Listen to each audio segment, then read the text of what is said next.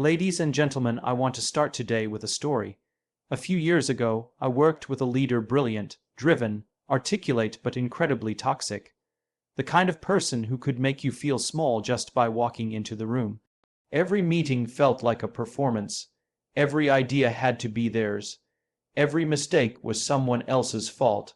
And I remember leaving work some days feeling utterly drained, asking myself, why am I putting up with this? But I look back now and I realize that experience made me better.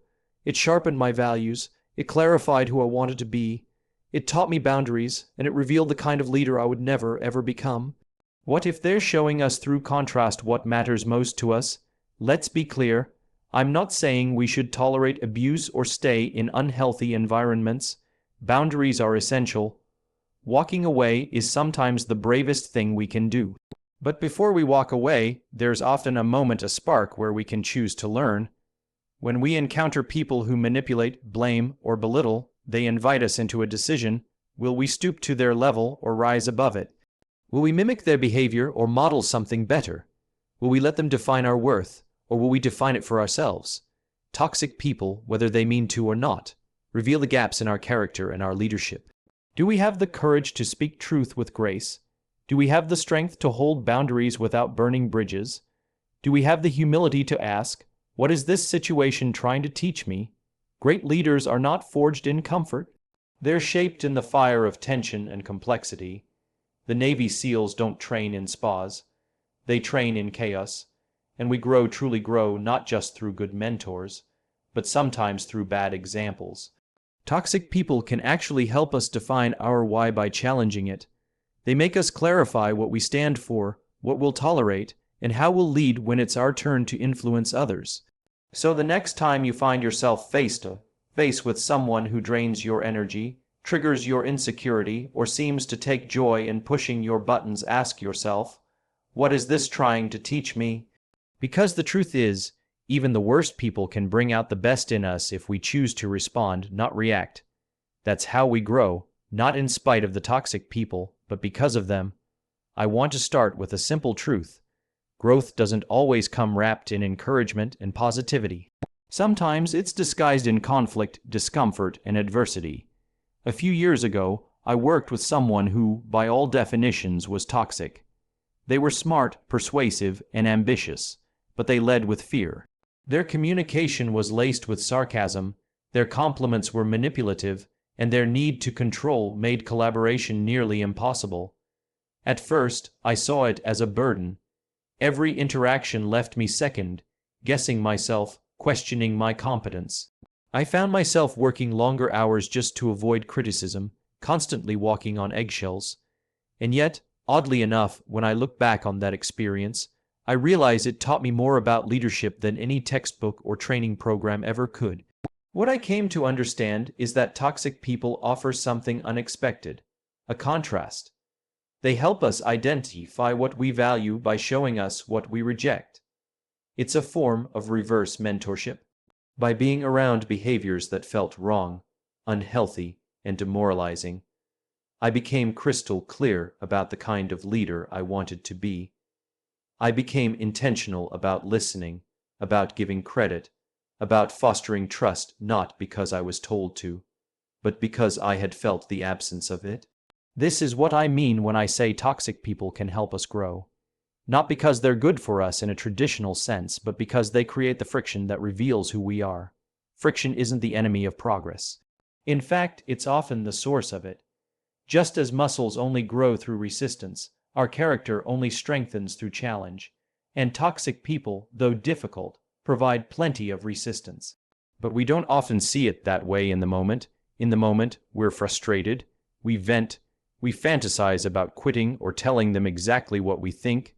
That's natural, but those reactions, those raw, emotional responses, are actually part of the process.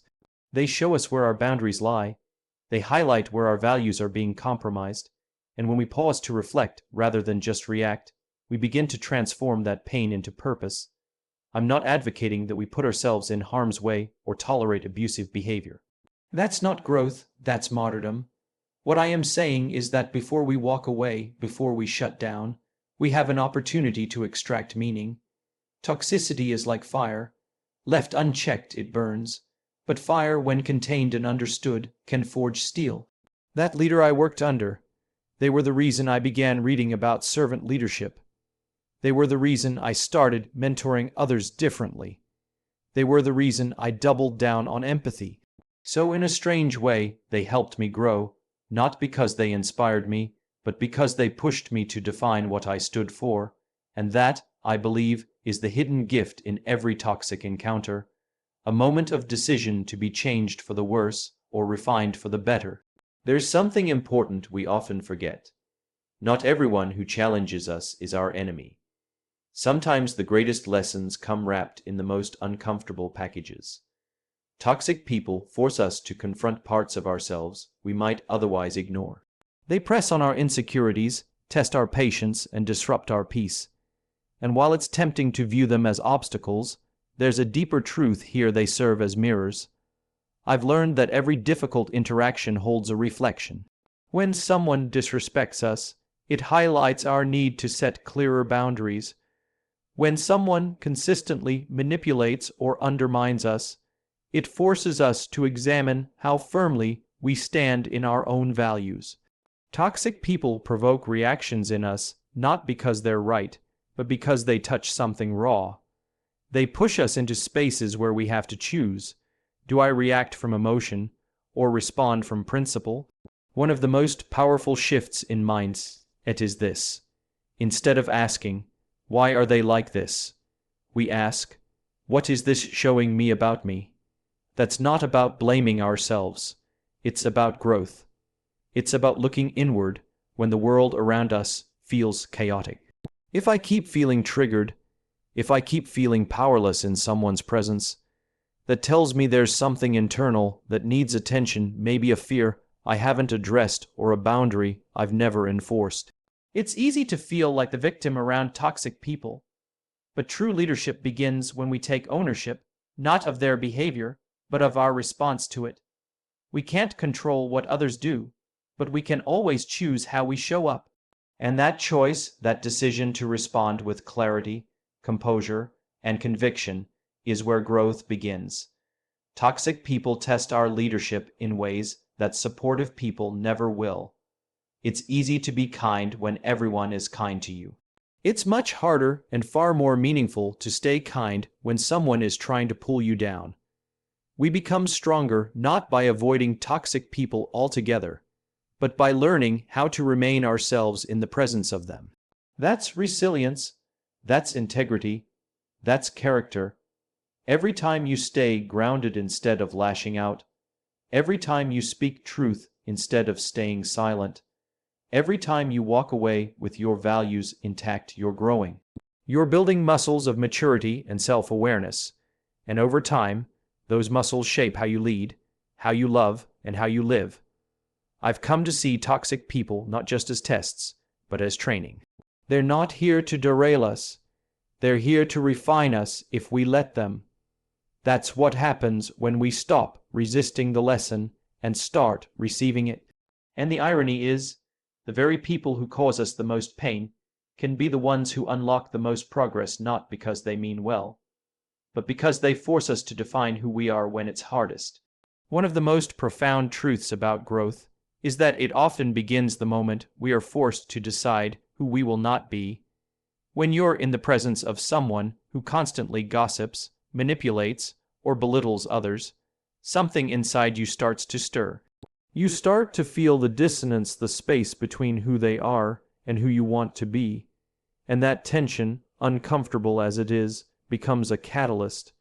It pushes you to draw a line in the sand, to declare, "That's not who I am. That's not how I treat people.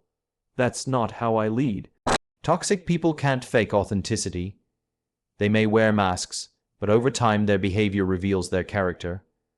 And while it may be frustrating or even hurtful to witness, it also gives us clarity. They show us, often through contrast, what real leadership looks like and what it doesn't.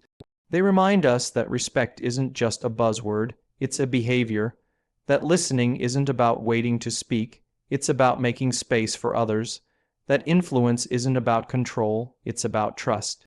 Sometimes the only way to appreciate those truths is to first experience their absence. I remember working on a team where one individual consistently undermined others. They would take credit for ideas they hadn't contributed to. They would subtly pit team members against each other.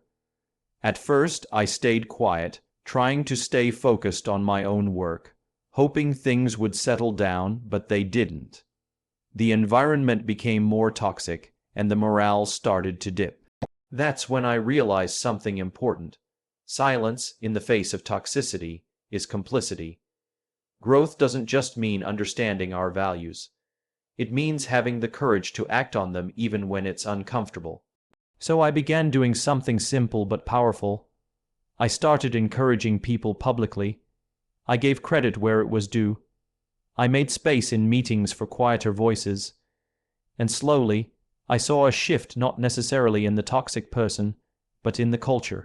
People felt seen, they felt safe, they began to mirror the same behavior, and in that moment, I realized that toxic people aren't just here to test our patience. They are opportunities to practice leadership, even when we don't have a title. Every time we choose the higher road, we are building something stronger than reputation. We are building integrity. And the real beauty, integrity doesn't need validation. It doesn't scream for attention. It stands quietly but firmly in the face of everything it's not. Toxic people might succeed in the short term, but integrity wins in the long term. And that's why they help us grow, because they invite us, challenge us, sometimes even force us to double down on the very principles that define who we are. When the environment is toxic, our choices become clearer. Will we conform or will we lead? Will we react or will we rise? In that clarity lies our growth. And that's the gift that toxic people unknowingly offer us, the chance to become deeply intentional about the kind of human beings we want to be. If we want to grow, we must learn to separate pain from purpose. Because here's the paradox. The most painful people often shape the most purposeful paths. Toxic people have a way of awakening parts of us that would otherwise remain dormant. They ignite our sense of justice, our desire for empathy, our longing for better, but they do it by showing us what happens when those values are absent. They don't guide us with wisdom, they jolt us into action through discomfort. And while that may not be a pleasant experience, it's often a necessary one. Pain demands attention. It signals that something is misaligned. And when we feel that emotional pain, when we sense that something about this person or this environment just doesn't sit right, that's not weakness. That's awareness. It's your values trying to speak up. And toxic people, whether they know it or not, amplify that inner voice. They make it impossible to ignore. That's why many people report that their greatest growth came after leaving a toxic job or ending a toxic relationship. Not because the situation was good, but because it forced them to reconnect with who they truly are. I've had conversations with people who say things like, "That boss nearly broke me, but they also reminded me how important it is to lead with kindness." Or, "That friend betrayed my trust, and now I know how much I value loyalty." These aren't shallow silver linings. These are deep, hard, won truths. It's easy to understand your values when you're surrounded by people who share them. It's another thing entirely to hold onto those values when they're being challenged at every turn. That's when you know they're real. That's when growth takes root. Growth doesn't always look like climbing a ladder. Sometimes it looks like standing your ground. Sometimes it means saying no, even when your voice shakes. Sometimes it means walking away, not out of weakness, but out of self-respect. And here's what I've come to believe. The courage to walk away from toxicity is a kind of leadership. Because leadership is not about having power over people, it's about having power within yourself. It's about being so grounded in who you are that no one else gets to shake that foundation. Toxic people give us the chance to test that foundation. They force us to ask hard questions. What do I believe in? What am I willing to tolerate? What example do I want to set? And once you've answered those questions in a difficult environment, you carry those answers with you everywhere. They don't fade, they become part of your compass. So when I say toxic people can help you grow, I don't mean we should be grateful for them in a naive way. I mean we should recognize the hidden gift, the pressure they apply, which can either crush us or shape us. And that shaping, when met with awareness and intention, turns adversity into authenticity. It turns pain into principle. It turns confusion into clarity. That's growth, not the easy kind, but the kind that lasts.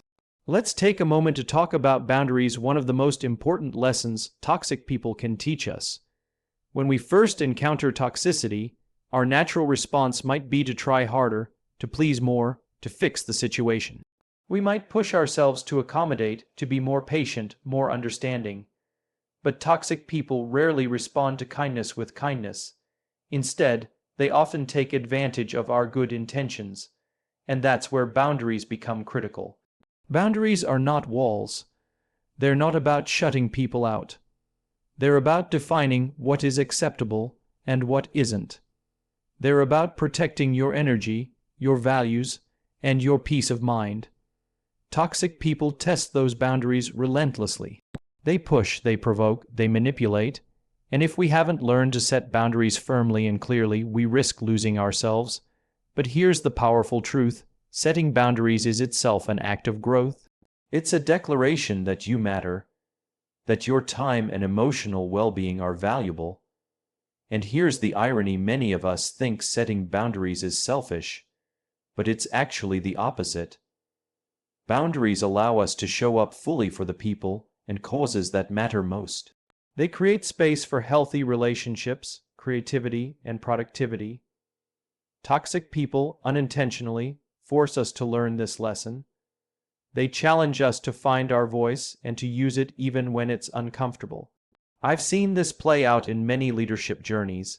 Leaders who once tolerated toxic behavior in the name of keeping the peace eventually learn that peace without boundaries is just quiet chaos.